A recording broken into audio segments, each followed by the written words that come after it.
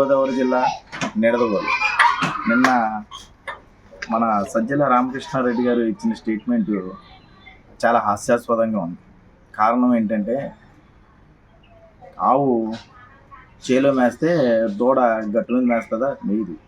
అందుకనే ఆయన దగ్గర ఉన్న రౌడీయిజం అవన్నీ గతం నుంచి ఆయనకున్న అలవాటునే ఇప్పుడున్న పరిస్థితుల్లో కూటమి గెలుస్తుందనే భావంతో ఆయనకి ఈ విధంగా స్పందిస్తున్నారు. సజ్జల రామకృష్ణ గారు నిన్న ఏజెంట్లని అందరినీ కూడా చట్టాన్ని అతిక్రమించి ఏది రౌడీయిజం చేసైనా సరే మన గెలుపుకి పోరాడండి, అవసరమైతే ఎంత దూరమన్నా వెళ్ళమని చెప్పి ఆయన చెప్పడం చాలా హాస్యాస్పదంగా ఉంది. కారణం, ఆయన ఒక ప్రధాన కార్యదర్శిగా ఉండి ఒక పార్టీకి వెన్నుదండుగా ఉండి పార్టీనే రౌడీయిజం పార్టీగా నడిపించింది ఆయన. అందుకనే ఆయన ఈ రకంగానే ఇప్పటికీ ఉంటున్నారు, కానీ ఆయన మర్చిపోలేకపోతున్నారు. తూర్పుగోదావరి జిల్లా నిడదవోలు నియోజకవర్గం, నిడదవోలు పట్టణ తెలుగుదేశం పార్టీ సెక్రటరీ. ఈ రోజున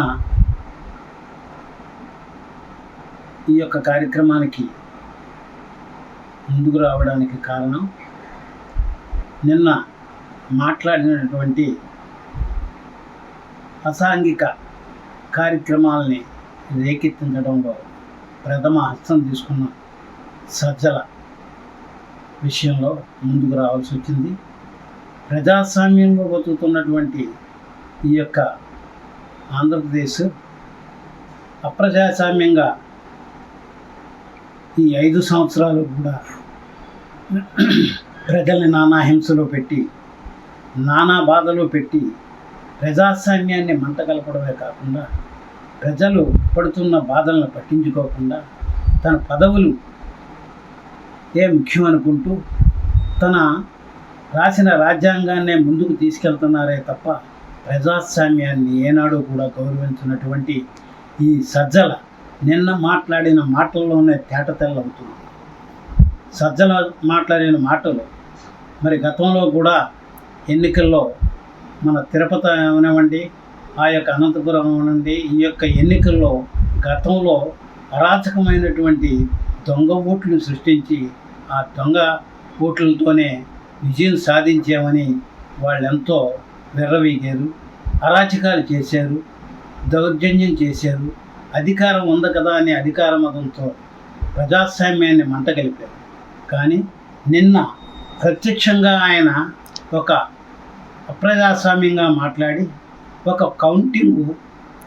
కౌంటింగ్ ఏజెంట్గా వెళ్ళేటువంటి ఆ యొక్క ఏజెంట్లకి మీరు న్యాయం ధర్మం అనుకుంటూ మీరు నీళ్ళ చల్లగా ఉండటం కాదు, ఎదర పార్టీ వాళ్ళని ఏ విధంగా అన్నా సరే అణగదొక్కే విధంగా మీరు ఏజెంట్లుగా ఉంటేనే మీరు ఏజెంట్లుగా వెళ్ళాలి.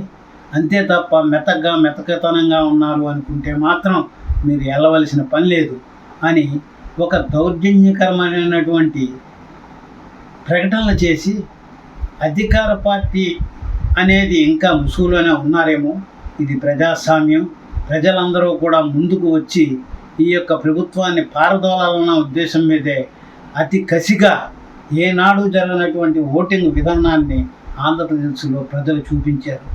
ఇంకా మీరు బుద్ధి తెచ్చుకోకుండా 4వ తారీఖున కౌంటింగ్ ఏజెంట్లుగా వెళ్తున్నటువంటి వాళ్ళని, ఒక రౌడీల్ని, ఒక గూండాల్ని పురమాయించి ఎదర వాళ్ళ మీదకి హత్యా రాజకీయాల పద్ధతుల్లో మీరు ముందుకు సాగుతున్నారు అంటే ఇది ప్రజలు ఊరుకునేది పద్ధతి కాదు.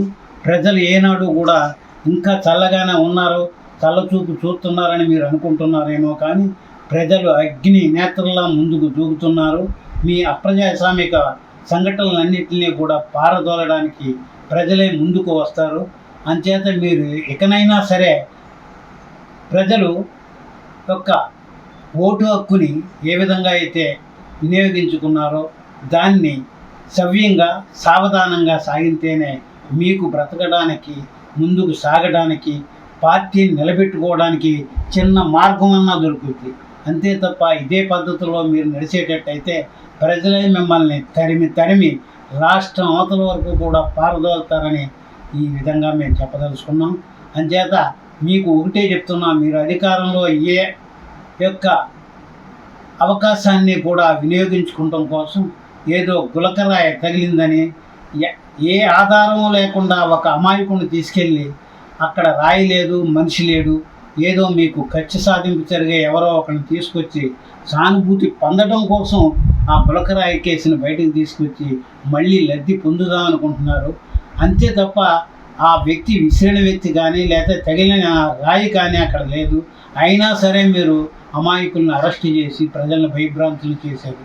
కానీ ఈ రోజున పబ్లిక్గా ఒక ప్రెస్ మీట్లోనే ఈ విధంగా మాట్లాడిన సజ్జల్ని ఏ విధంగా శిక్షించాలి అనేది న్యాయస్థానం చూసుకుంటుంది.